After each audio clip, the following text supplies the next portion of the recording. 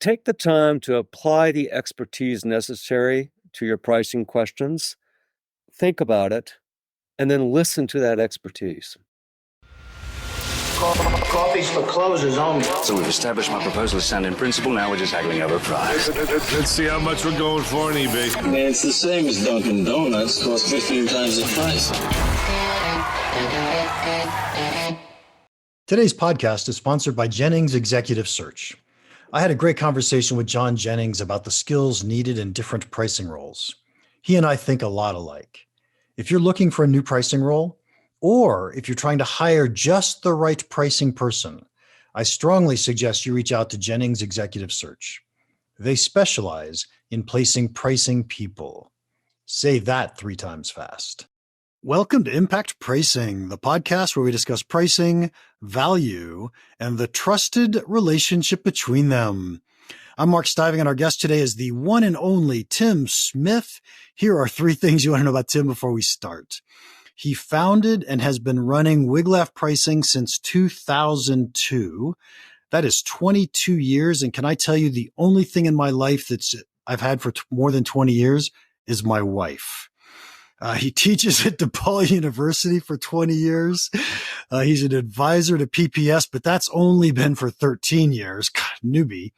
And he's the originator of the Pricing Spineometer. Welcome, Tim. Now I feel like I've totally broken the rule for millennials of trying to switch a job every 2.5 years. Exactly. You don't know anything. You've been in the same place the whole time. Well, I can hear that message being said, but I actually do think there's something called expertise. There is. And you develop that over deep thinking and hard work with time. It doesn't just pop in. Yeah. And the good news about being a consultant, Wiglaf, if you guys don't know, is a consulting firm, is you see so many different situations and so many different companies. So it's like you've probably had 100 jobs in those 22 years or more. That's how I look at it. Same with DePaul. It's not like I taught the same courses for 20 years. I've been teaching in economics and finance before that. Economics and marketing. Before that, I've taught in accounting and other things. I mean, it's just, you get to have fun and teach random things. So it's fun. Yeah. Yeah. Nice. You were on the podcast several years ago, but let me ask the first question. I'm sure you answered this several years ago too, but so everybody knows, how did you get into pricing? Well, what attracted me to pricing is its questions that it asks. There was, as I got into pricing deeper, I realized that there was no set book, no set template for how to address pricing questions. The pricing tended to be scattered all across the company. It wasn't actually a point of expertise. And there was a predecessor who has a degree similar to me, Hull, as well as Black-Scholes. So these are physicists who went into finance and wrote a book on options, swaps, futures, and other financial derivatives.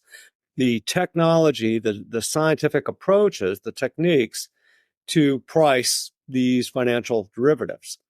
And I looked at pricing and I saw that there was a devoid of a body of literature, a singular body of literature that put this together to enable people in pricing to, do their job better, more accurately, have a theoretical background as to why they're approaching this question this way and that question the other way. So that really attracted me. I realized that this was a wide open field, ready for some intellectual instigation into trying to bring the field into a body of knowledge for execution. Pretty fascinating. And it's one of those fields where people don't really know what it even means. Absolutely. That's what prompted the Pricing Spineometer series. But before I get to the Pricing Spineometer series, there was another book I wrote besides Pricing Strategy. That's the textbook. I thought the textbook did a nice job of putting together the field and defining what it is you should be technically doing for a lot of the questions, not all of them. But I realized that CEOs weren't going to read it. So I tried to write another book called Pricing Done Right. And it builds up the pricing questions into What are the bodies of questions you need to ask at market pricing and execution, discount management strategy? I still realized that CEOs weren't even going to read that book. So I decided to write the Pricing Spineometer and just get right at them. And that's been very successful for me. Nice. Well, I really wanted to talk about the Pricing Spineometer. If I remember correctly, I don't know if it was the last time you were on the podcast, but I know I talked to you just before you released it and you're like, well, you've got to wait to see what it is. So now I've seen several examples, but let's talk about it. What is it? Why does it matter? And are people using it? So let's start with what is it? It's a gap analysis. That's what it is. And I'm trying to look at the gap between what the CEO says they need to do and what capabilities they have on their team to get it done. So how big is that gap between the pricing need and the pricing capability within the company? That's fundamentally its goal. So when I read it, I don't see it as a gap. I mean, obviously you do because you said it that way. I see it as almost a scorecard for how well a company is doing. Well, that's part of me being a professor is that I know how to give out grades, and even in the qualitative areas. So if you do a gap analysis, you're going to find holes. And the question is how big are those holes? How big is the opportunity to be investing in pricing? But how big is the payoff going to be if you start to change the way you address pricing questions? And I put it on a 1 to 5 scale. 5 vertebrae, and the Pricing Spineometer says, yeah, you got some good backbone there. 1 says, we have some issues here. And I think that if you change the way you thought about pricing, there'd be a huge bottom line impact to your company. Okay. So we're going to jump right back to that in just a second, but I want to say why I don't think it's a gap and then tell me what I'm missing. So it doesn't feel like a gap to me because if as a CEO, I never mention the word price and I don't think price is important and our company doesn't do anything around pricing and we're a horrible pricing organization, I would guess you give them a 1, even though there's not a gap there. The gap is in what you should be doing, not what the CEO thinks you should be doing. Does that make sense? Correct. Okay, excellent. So let's say the gap is what's possible to what you're doing or what's reasonable to what you're doing. Right. And that makes a lot of sense to me then from a gap. Now, what all do you do when you build out? This takes you physically going out and collecting a bunch of information about an individual company. Correct. So what do you do? What all do you collect? I start by looking at the financial performance. I prefer to do it on an annual basis, but sometimes it's just I didn't get that quarter, right? The fourth quarter just isn't now, and I need to publish on a regular basis. So I take the most recent quarter. I look at the financial papers. What's their profit and loss? What's their revenue? Was it growing or not? What kind of performance did they do? How does it compare with same period last year or the entire prior year if it's an annual report? I'll also conduct a 1% windfall calculation. So if I have a 1% improvement of price, what is the bottom line impact in terms of profit? Does it improve profits 3% or does it improve it 45%? The average, as many people will tell you, is about 12%, depending upon the year. But that's an average. No company is average. So you calculate it per company and you see what the windfall will be. And it's usually significant. That's all just math, financial reading calculations. Okay. I'll also Quick interruption. Do I get a higher score or a lower score based on the 1% windfall number? The 1% windfall number doesn't tell you the score impact at all. No. Okay. It's just like me tracking things. It's similar like me tracking things I look at. You had an earnings call. What was the stock 1 day before the earnings call? What was the stock 1 week after? Okay. Did your earnings call have any impact on your stock performance? Sometimes it does, and sometimes it doesn't. Okay. All of that was for me to get a background information, as well as things like, what does this company do? I mean, AutoCAD, I always just thought of as engineering drawings. And then I realized you also do sewage and you do all sorts of other weird drawings. So I learned about what that company does. Okay. That's step one. Step two, I look at the presentation, if there is a presentation for the earnings call. Not every CEO or CFO uses a presentation, but they all do have prepared remarks, and then they follow it by roughly a half an hour of Q&A with analysts. And their prepared remarks, I'll read it over and say, okay, I now know what industry you're at. I have an idea for your financial papers, your geography. So how big is your problem? How big is your product line? Let's hear what the CEO says is going on. What kind of turbulence is happening in the industry? Basic rule, more turbulence, you need more pricing pressure. It increases the importance of pricing as a functional capability over stayed times. All right. So that's like one of the things. Geography. Let's face it, pricing in China is different than pricing in Argentina. And I got to deal with high inflation in Argentina and Turkey. I don't have to deal with that in the States. How do I manage my pricing in different regions? Do I have the capability commercially to help salespeople close deals? So how is geography impacted? Reading through the thoughts of the CEO, CFO, or whoever else is on the earnings call, reading through the questions of the analyst and then the responses, it gives you an idea of what kind of problems does this company have? Is it a multi-SKU company or is it a single SKU company? They're all multi-SKU, but just how much? How much price variance do you have in the market? How much of it's negotiated versus it's a set price? It shocked me when I realized that AutoCAD has one price. But anyway, you learn about these things. And you know what? Can I just say real quickly?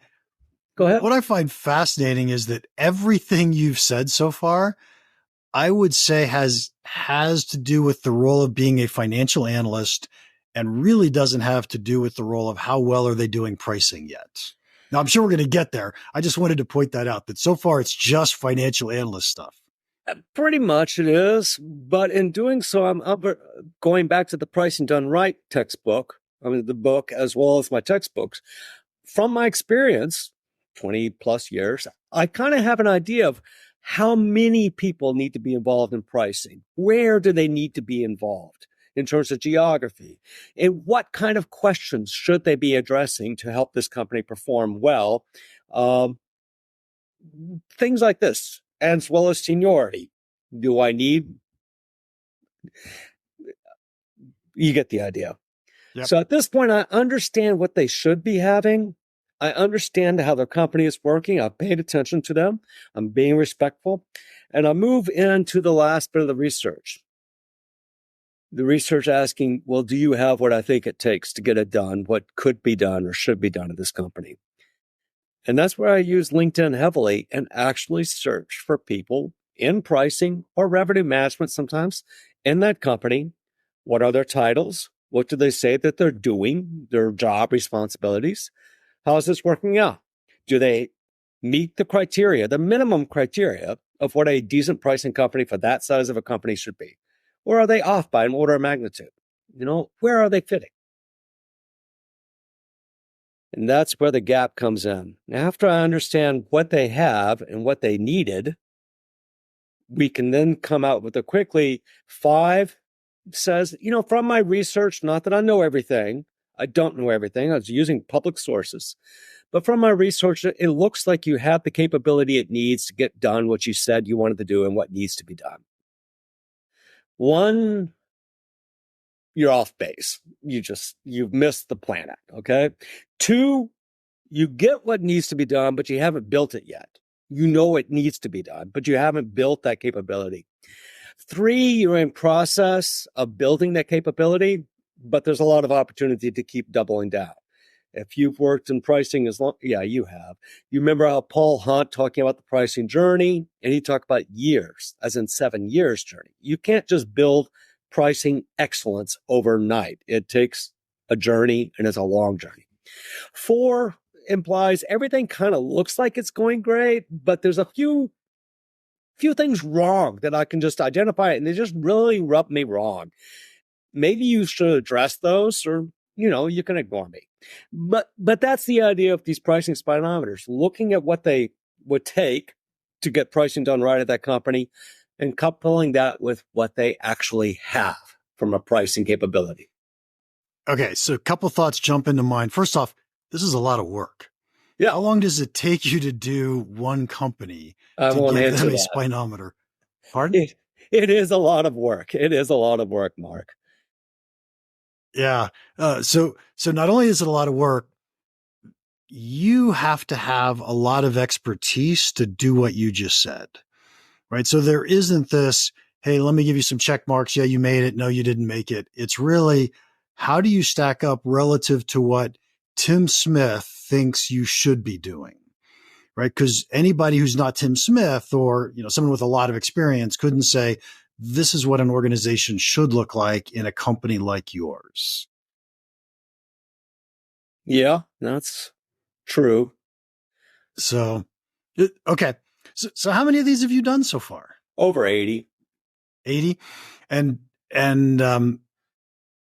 do you know the statistics on the scores, the mean, the mode, the standard deviation, the min, the max? Not off the top of my head, but I have taken a look at it.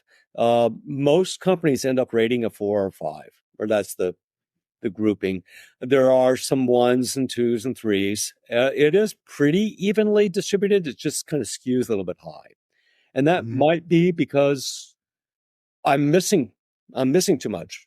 And it also could be because I'm looking only at Fortune 500 companies. And we know that if we move down to smaller companies, the capability would be much more questionable often.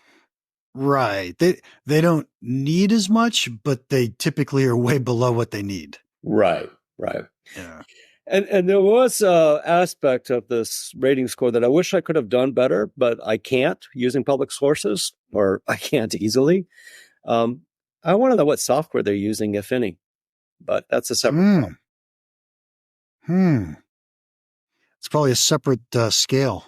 Yeah. To see how much they're investing in that. Nice. Are you seeing a lot of these companies using AI now in their pricing capabilities? Can you detect that? Not from the pricing spineometer, but from my other work, like consulting, I am definitely seeing the AI coming in there. And in some ways, I have to eat crow and accept that AI is just simply a renaming of statistics in another word. And we've been using statistics and pricing in my entire career. So it's nothing really new. It's just we have a new marketing name for it. And we like to call it machine learning or AI. I wish intelligence augmentation had taken off instead of artificial intelligence, but my wishes are not always fulfilled. Not always. We don't get to make all the rules. No. So, okay. So tell us how this impacts your business. And so I'm going to make a wild guess, and you can tell me if I'm even close. Anybody who has a 4 or a 5 smiles and says, "Oh, I don't need any more help. Thank you very much, Tim, for letting me know we're doing great." And anybody with a 1 or a 2 gives you a call and says, "Tim, what did we do wrong?" I like that. I wish that was true. No. Oh, really? If I give out a 5, I may get their PR department circulating it around. If I give out a 1 or a 2, I may hear grumblings, but never directly. No one has directly contacted me from the pricing spineometer. Indirectly, though, there was a company I gave a 2. So, that's not so good, right? I gave a 2 to it. And then immediately I started to see there are people attending events saying, yes, that was a correct 2. We earned that 2. That was a good score, accurate score. We want to be better. So you're seeing that. Kraft Heinz, I gave them a low score. 1 year later, they went through a reorg and built up a pricing group. I'm not sure if there's correlation. Okay. I'm just pointing this stuff out. Part of the reason for which I felt free to write the Pricing Spineometer, Mark, I've been at this for 20 years. Do you know how often any of those companies I've ever rated has even spoken to me? We're talking zero. So I realized after 20 years, they don't care about me, and that's fine. They don't need to care about me. I'm going to still write what I have, and it will form a good template for my market that I do serve, which is the more mid-sized company, and I'll make progress there. And it has helped in that regards. Oh, that's good. That's good. And it gives you the examples to say, hey, here's what makes sense, or here's what doing it well looks like, and here's what doing it poorly looks like. Do you think you could run the Spineometer for mid-sized companies? Oh, yeah, as long as I got a financial report. And so that's the next business, right? Mid-sized company calls you, publicly held, mid-sized company calls you and says, hey, Tim, would you do the analysis for us? And that's why I won't tell you how long it takes me to do it. Oh, okay. So the 30 minutes it takes, you're charging like 10 weeks worth of work for. I get it. You're charging for the intellect that goes into the work, not the actual amount of time it takes me to do the work. We know we don't do hourly pricing. We price by the value of what we do. That's right. That's absolutely right. Nice. So what surprises have come out that since you've been doing the Spineometer? What's something interesting or surprising? You're like, oh, I didn't expect that. I grew up in a silicon world. My father worked for TI for his career. Then he worked for another silicon company. And I grew up understanding that technology-driven firms are all about lower the price, build it fast, build it bigger, build more. Just market share is all that matters. So when I started looking at tech firms, I expected to see no pricing department ever. I just thought, these guys don't care. I was dead wrong. And when you look at the pricing capability of NVIDIA, high growth company, yes, it's high tech. They have a great pricing department, very strong. In contrast with TI still doesn't have much interest in pricing. So you have that. I thought I had these biases about who would be great at pricing and who would be bad at pricing. And it's not true. So you have technology companies that are great at pricing and other technology companies that were bad. I thought Walmart, everyday low pricing, I didn't expect to see much there. Boom. I got tired of counting people doing pricing. I just gave up. I said, fine, you have enough people. They have a huge, everyday low pricing is hard. And they actually have a team doing this stuff. So that was the other surprise. Clearly, there's a large group of people in India doing pricing analytics and pricing software, because I got a large group of readers from India reading this and commenting on it. So it was those things. It led me firmly to come to my original hypothesis of starting this, is that pricing is a CEO decision. The CEO decides, do I invest or not invest? It's true. The CEO is the person in charge of whether or not you have a good pricing department or not. And some CEOs, it's clear, don't care. Others do. And so do you think in the Fortune 500 world, it takes the CEO, or does it take a president of a division or leader of a division to drive it? I do think it takes the CEO to drive the development of pricing expertise. And when I look at some of these companies, I just see nobody above the level of manager. And if you're a manager and you're sparring with a sales vice president or a product vice president, you have no ground to stand on. They can just shut you down and make you get quiet. And so it's like somewhere that we've talked about the dotted line between the pricing director, pricing vice president, and the CEO. That has to exist. And if that doesn't exist, then pricing is just simply an input to somebody else making a decision where pricing may or may not be of concern to them. They were concerned about something else. Yeah, something else had a higher priority. So really quick question, and it's kind of off the wall, but I think you have a good answer. What is a CRO, and how is it different from a VP of pricing or marketing or sales? It's an industry dependent issue, but the chief revenue officer is what CRO usually stands for.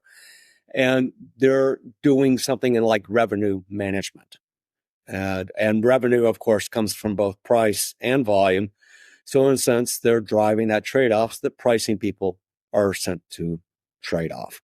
I'm seeing chief revenue officer happening more in the software field for SaaS, or I'm seeing it happen in food, as in Coca-Cola, Pepsi,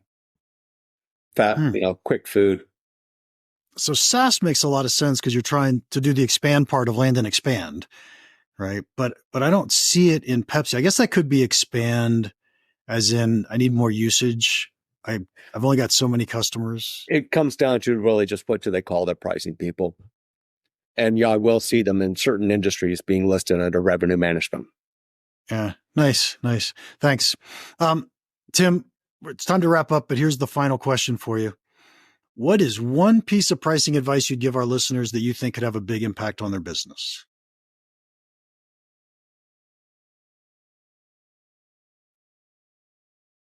Take the time to apply the expertise necessary to your pricing questions. Think about it, and then listen to that expertise.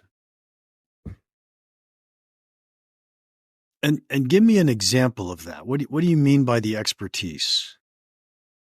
So if I'm pricing a new product competitively and or just looking at the price of something competitively, we've made a plan for that product to do a certain amount of revenue and a certain amount of profit, et cetera.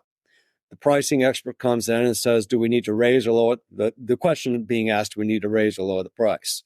I've looked at one problem, and the raising of the price would have not helped you actually get more revenue.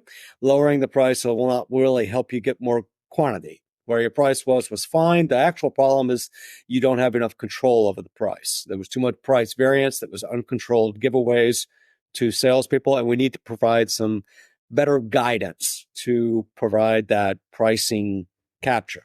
So it's like completely different than what they wanted me to do. They wanted me to just change the price. I'm like, I can change the price a few percentage, but your variance is 40%. So me moving the price up a bit or down, you won't even pay attention to it when it comes to transacting. Let's go further. In the price setting process, are we doing economic value to customer, which is like competitive pricing, but adjust for differential? What kind of information are we using to inform that decision? Where's the role of market research?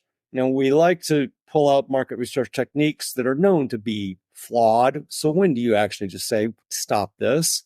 There are ways to get around tools. There are ways to use the tools, but you got to understand what the goal is. Simple example, when we do good, better, best pricing, when do we add a super best? When do we add the bottom? When do we take away the bottom? How does this work out? And all of it is pricing based questions.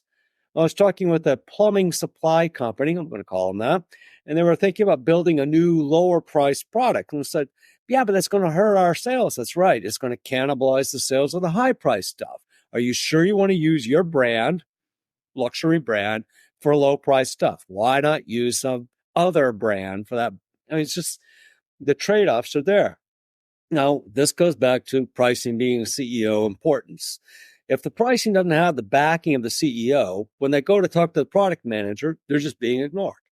When they go to talk to the salesperson about saying, hey, we need to get control over this, I'm not going to tell you to shut down this stuff, but I'm saying this is how you can get control. We need to be listened to. We need a seat at the table, and we don't have it.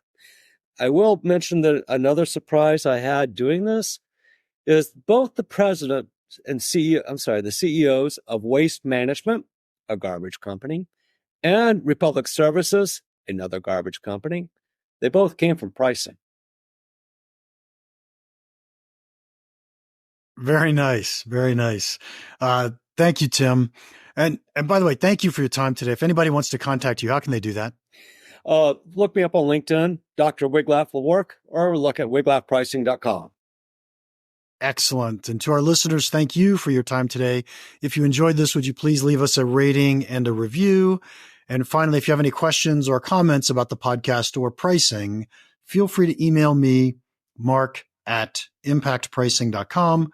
Now, go make an impact.